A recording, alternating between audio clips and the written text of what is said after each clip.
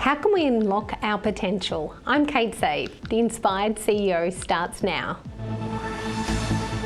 Welcome to The Inspired CEO, where each episode we explore the innovative wellness practices that are driving success and longevity in the modern business world. In this episode, we talk all things leadership and the power of resilience. Joining me now, Craig Harper, host of the You Project podcast. Now, thank you, Craig. So it's so wonderful to have you in here this time. I've been a guest on your show and I feel quite intimidated in this seat today. Tell us about your career and what led you to doing what you're doing now. Well, you shouldn't be intimidated because you're very good at this, so thank you, Kate. So I started working in the fitness industry, seems like 100 years ago, in 1982 when I was a kid. Worked in gyms, owned gyms, set up the first personal training centre, I think it was anyway, in 1990 in Melbourne. Yes. Started working as a gym instructor in 82, started PTing in 85, working with lots of teams and individuals, the general public. And I was just really fascinated with human optimisation. How do we get a great body, whatever that means? How do we optimise our health? What are the variables around that? What is great nutrition? What is great lifestyle? What is great sleep? What is great training and exercise? How do I optimise me? How do I get the most out of me? So I've been fascinated with that for years, and then extrapolating that into business and into teams and into other fields like addiction, working with people in prison, working with in the academic space, and just trying to open that door on how do we think better, do better, create better. What does success look like? What does that mean for me?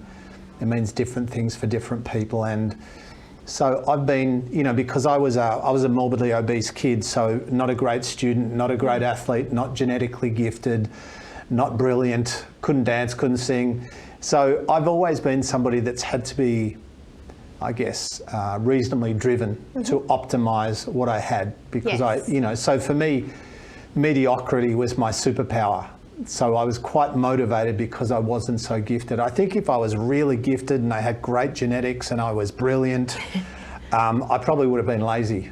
So it made you work harder. It absolutely did. Yeah. It even now, it's still like, I think we all have a bit of, self-doubt and self-loathing and imposter syndrome. Yes.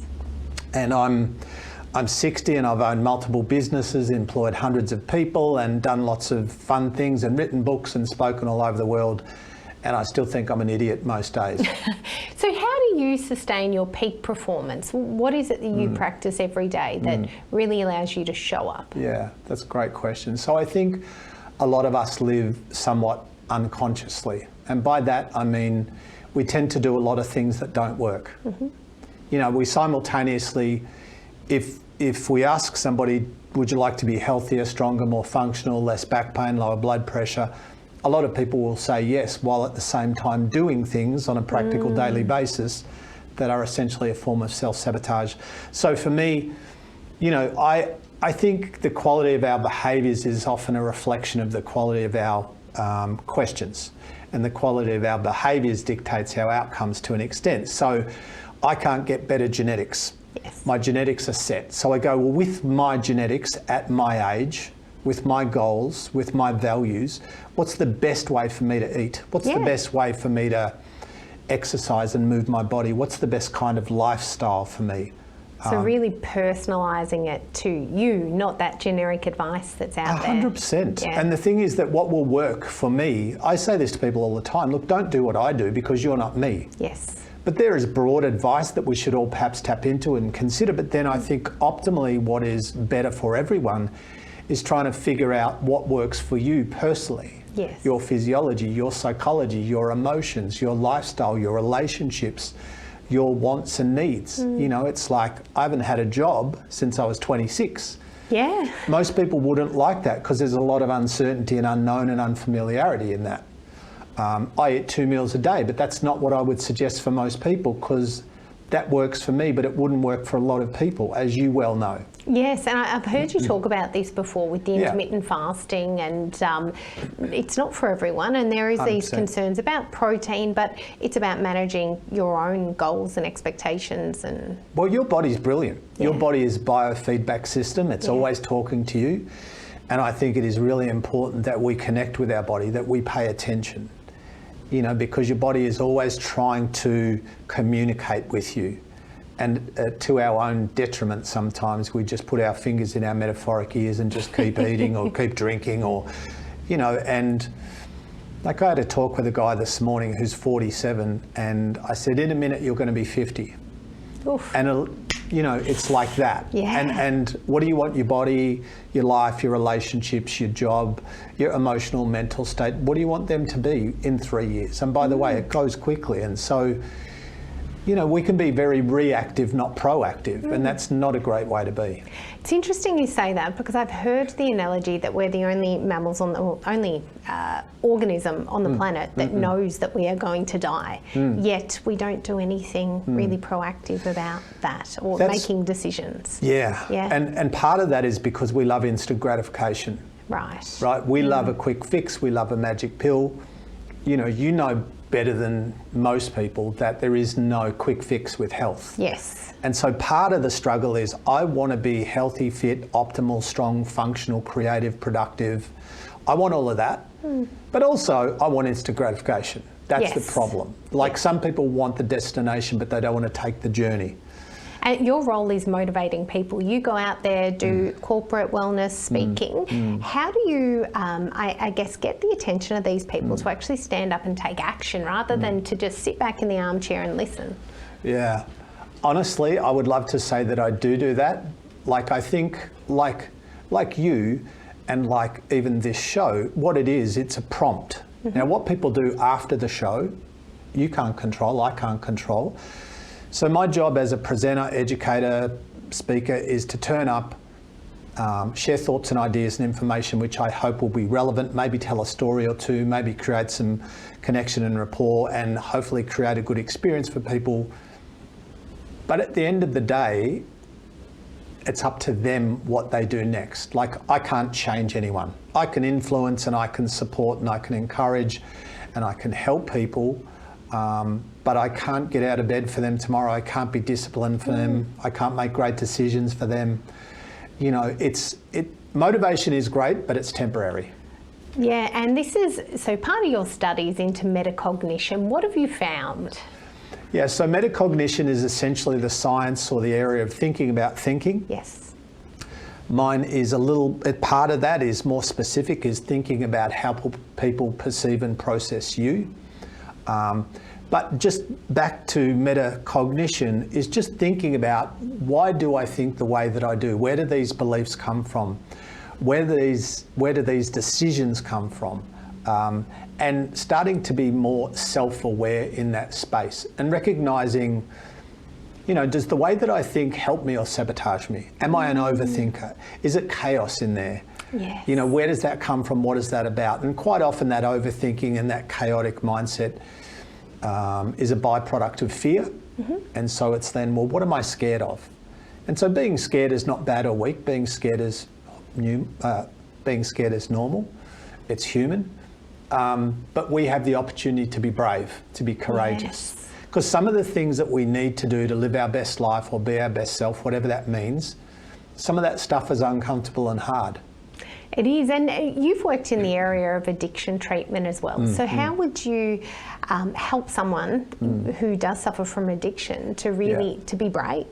I think, well, speaking of self-awareness, like addiction is a multidimensional, very complicated kind of challenge, and it's different things work for different people, but ultimately, you know, people talk in the addiction space who are much better than I am at this, but they talk about surrender and getting to the point where you go, okay, this is what I've been doing, this is how I am and how I've been, and I'm ready to do what's required.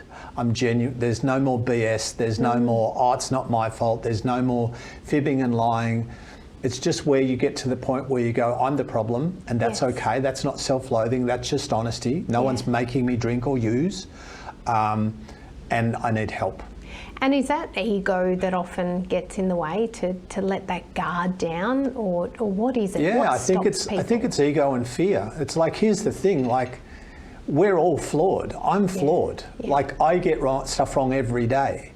I'll probably finish here and drive home and think about the 13 things I didn't say that I wanted. Do you know what I'm saying? Yeah. Like, we're all self-critical, but it's okay. It's okay to be not okay.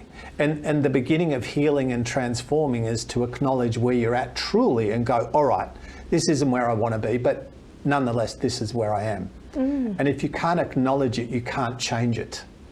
What I find really fascinating about you is you have the discipline. You practice exactly what you preach every single day. You are in the gym, you're mindful of what you eat, and you are living your best life. You've chosen what you do.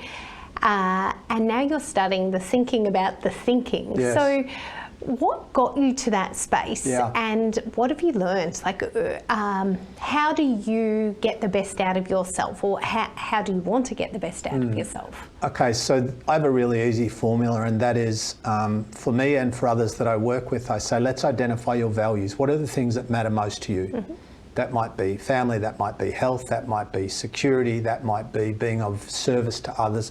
So what are your values? In other words, what are the things that on planet you are the most important? And then build an existence around that. So does my life, do my typical habits, does my lifestyle, does the way that I teach and talk and treat and interact with people, does that reflect who I want to be and how I want to be? Is my life in alignment with my values? And if my life is in alignment with my values, doesn't guarantee happiness, but it makes it much more likely. That's really interesting too, because I think a lot of people think about who someone else wants them to be, or what they want, what they appear to be, as opposed to what makes them feel good. And actually working that out could be really challenging. So how could you advise someone to, build a life around what makes them feel good? Yeah, look, we need much longer, but it's trying to figure out who am I and who do I want to be beyond all the noise, what I've been taught and told and trained and programmed. Because if we want to just quickly talk about thinking again, we all think primarily the way that we do because of our programming, our conditioning, our education, our mum, our dad, our culture, all the influences.